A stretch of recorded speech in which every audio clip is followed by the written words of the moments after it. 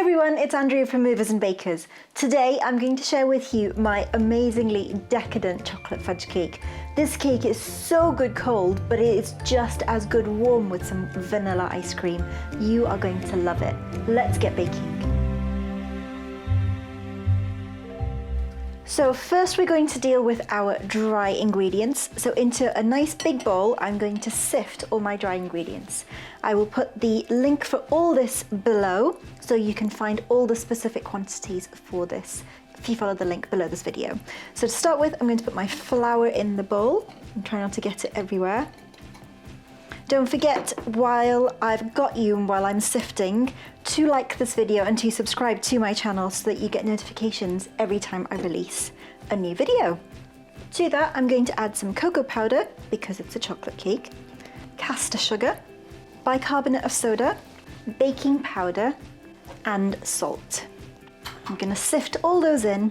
There we go. That's all my dry ingredients in there for now. I'm just going to give this a very quick whisk just to make sure all the ingredients are well combined. There we go, all mixed, and we're done. So I'm just going to set that aside for a moment while I deal with my wet ingredients. So in a large bowl or a measuring jug, I have here some buttermilk, and to that I am going to add some oil. Now I find that chocolate cakes can be a bit dry sometimes. Cocoa has a habit of drying out when it bakes. So instead of using butter or melted butter in my recipe, I'm using oil because I find that helps hold on to the moisture better, and buttermilk is great for keeping your cake nice and tender as well. So that's why I've got both of those in there to make this cake really moist and keep it that lovely fudge chocolate cake like we like. And to that I'm going to add some vanilla and some eggs. For now, that's my wet ingredients. I'm just going to give them a very quick whisk together to combine them all in here. And then all this is going to go into my dry ingredients. Time to mix. So this is going to be really, really, really thick, but we have one more ingredient to go in after this, so don't fret quite yet. There we go. That's beautiful and thick. The last thing I have to put in is some hot boiling water. Now I always put into anything chocolate that I make, I also put some espresso powder, just because coffee enhances the flavour of chocolate, so it makes it super chocolatey. You don't have to use this at all, but I like it as an addition because I find it makes my chocolate taste more chocolatey. So into my really hot water, I'm just going to put some espresso powder to make an espresso that I'm then going to add to my mixture. Right, my coffee mixture is now going in. Now you have to mix it while you're going in, so turn your mixer on slow and drizzle this in to mix it gradually. And what's going to happen as you combine it is you're going to find that your cake mixture is going to be really quite runny. It's not going to be like cake mixture thickness, it's going to be much more pourable than that. And that is my mixture done. I am just going to, just as I would with a stand mixer, I'm going to scrape my bowl down and give it one final mix just to make sure that any of the lumps that are stuck on the side, any of the thicker batter gets mixed in really well as well. There we go. Give it one final mix.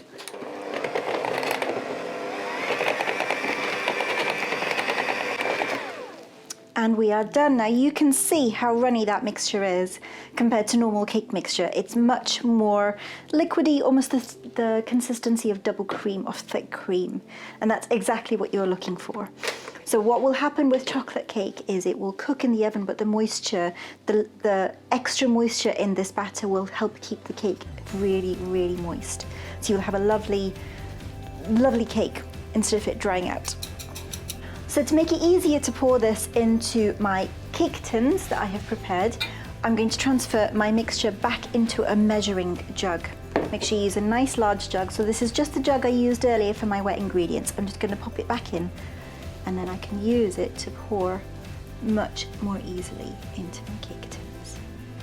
So all I have to do now is pop these into my cake tins. These are 8-inch cake tins, and this recipe will make a 4-layer cake. You can absolutely halve this recipe if you don't want to make quite that much cake, but it looks really nice, and it's chocolate, you can't complain.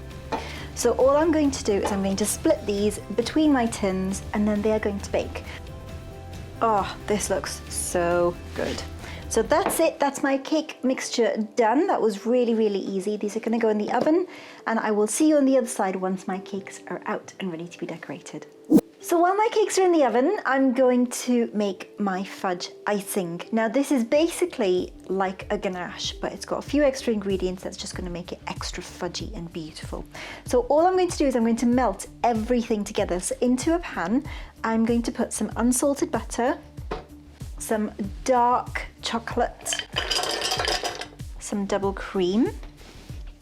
And I love this icing, it just comes out really thick, and you can whip it up if you want to make it a bit lighter, or you can just have it as a really fudgy, beautiful icing on its own. To that as well, I'm going to add some powdered sugar or some icing sugar, and my final few ingredients, some vanilla. This is absolutely optional, some coffee. Just like I said before, coffee enhances the flavour of chocolate, and a little tiny pinch of salt. Now all I'm going to do is I'm going to turn it on and melt all of that together. You want to make sure that while you are heating it, that you are stirring it so that the bottom doesn't catch and burn. Otherwise you'll end up with bitter chocolate, which will be no good. Once everything has melted down, you will have this beautiful, thick, chocolatey mixture. So I like to cook it for an extra minute or so just to make sure that there's no little bits of butter or chocolate that I've missed out that haven't melted down, because you don't want to find any lumps of those in your icing. So I just give it an extra minute, stirring it all the while, and you'll have this beautiful dark chocolatey, oh my gosh, it smells amazing. It smells so good. Right, that's my icing all melted. I know all of it is done, so I'm going to turn this off. So all that's left now, you can see how beautiful and thick and just gorgeous this icing is. So this needs to cool down so that it will thicken up into our icing. So like I said, I'm going to pop it into a bowl and pop it in the fridge so it can cool down. There we go. So this is going to go in the fridge for a couple of hours, and in a couple of hours I will be able to decorate my cake. Right, so it's been a few hours and my icing has set completely. You can see how solid it is when I turn it over. So what I'm going to do now, I can spread it and use it exactly as it is now, but I'm going to whip it up a little bit before we use it. So it's going to be quite stiff, you can see when I put my mixer in. It's just to loosen it up and just to fluff it up a little bit. And as you whip it up, you will notice that it will go a little bit paler in colour. And that's exactly what I like, so you get a lovely contrast between the cake and the icing that way. And that's all I'm going to do. I'm not going to do any more than that. So you can see my icing's gone a lovely milk chocolate colour rather than being really dark as it was when I started. That's it, that's my icing ready to go. So now it's to do the cakes. So my icing's done, I've got my cakes all ready to be decorated here. Now sometimes you will find, if you don't use cake strips, in which this case I haven't used cake strips, you will find that you'll get domes on your cakes. That means they rise more in the middle than they do on the edges, and you have this lovely kind of mountain shape that happens on top. Now if you're doing a single layer of cake and you're just going to put icing on top, that's absolutely fine. You can do it and ice it like this, but you'll end up with more icing around the edges, which isn't always very nice. So I like to level my cakes off. So all I'm going to do, you can use a cake leveler, but I'm just going to use a regular bread knife, a serrated knife, and I'm just going to cut flat across the top. You have to make sure though that you do this when your cakes are completely cool, otherwise your cakes will completely disintegrate. And that is how easy it is. And that is perks of the chef. You get to nibble on that while you do the rest of the cake. So my cakes are ready to be assembled. So my icing is beautiful and light coloured, as you can see. Now that I've done that, I've got my cake stand ready. Don't forget, if like me, you have put lining paper on the bottom of your cakes, that you do need to take them off. Otherwise you'll be eating paper and that's no good. Now, on the bottom of my cake stand, before I put my cakes on, I like to put a little splodge of icing, just to stick it down so it doesn't wriggle about and slide off my cake stand. I also like to put the first one on the flat side, the bottom of the cake. There we go. And then all I'm going to do is put a really generous dollop of it on, and I'm going to spread it out with my offset spatula. I'm going to repeat this for all the layers so that we have 4 layers of cake. And for the final layer, I always make sure that the bottom of the cake, so the side that I'm peeling the paper off, is on the very top, and that way you always get a really lovely smooth finish over the top of your cake. We'll just give it a little squish down, and that's going to spread the icing all the way to the edge. So to do the sides, you can either use a piping bag and swirl it all the way around, but I always find that I don't use all the icing that way, so I want to use all of this beautiful icing. So I'm just going to grab a bit on the end of my spatula, and I'm just going to spread it over the sides, just like that. Don't worry about it being perfect quite yet. We'll come back and smooth it all out once we have covered the cake in icing. For now, we just want to get the icing all over the cake. So if you want to check that you've got all your cake covered, normally on most cakes that I do, I would do a crumb coat, which, if you don't know what that is a light layer of icing, just to stop any crumbs coming off it as you're putting the top layer of icing on. So then you get a lovely smooth icing layer around the top without any speckles of crumbs in your icing. But in this instance, because the cake is so moist, I actually find that it doesn't crumble very much, so I don't bother with that extra step. Now when it comes to smoothing out this outside layer of icing, I am just going to use my cake board and spin it around, and I'm just going to use my palette knife and hold it really still while I spin the cake board around. So you just hold it flat against the side and you spin around, and as you spin you will gather all the extra icing that is not being used when you smooth the cake.